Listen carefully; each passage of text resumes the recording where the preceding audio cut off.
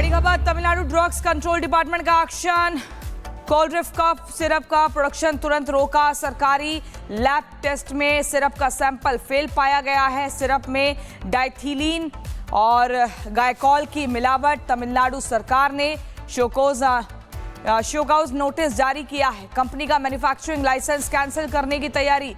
तो ये बड़ी खबर, अगर दवा सही तो मौत कैसे। तो कोल्ड्रिफ्ट कफ सिरप का प्रोडक्शन तुरंत रोका। अब इस प्रोडक्शन पर रोक लग गई है।